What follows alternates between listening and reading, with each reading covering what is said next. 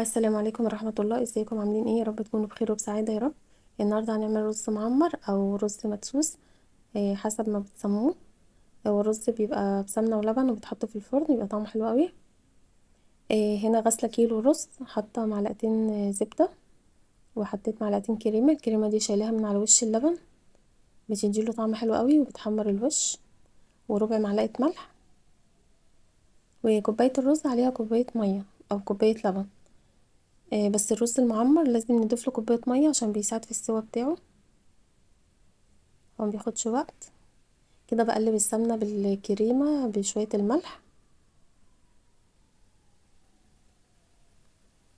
كده انا مولعة الفرن على اعلى حاجة، بحطها على الصاجة من تحت، والنار تحت بتبقى عالية اعلى حاجة لحد بس ما يتشمع كده ويغلي، يعني يغلي ويتشمع من اللبن، يعني يتشرب اللبن كله، وبعد كده توطي عليه بقى، ما بياخدش وقت وبيستوي. هنا بزوده لبن وهحط كوباية المية. المية بتساعد على السوا بتاعه، وتقلبيه وتدوقي الملح بتاعه. لو محتاج شوية ملح تاني حطيله، مش محتاج ملح خلاص.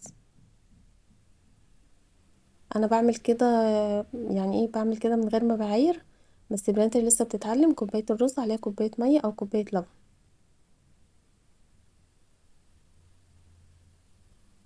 هنا بقى بقلبه كويس عشان الملح يدوب.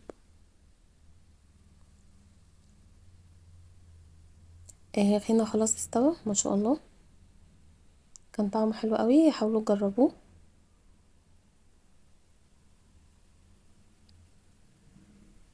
والكريمه بتحمر الوش وبتديه طعم حلو قوي، الكريمه اللي انا شايلاها من وش اللبن.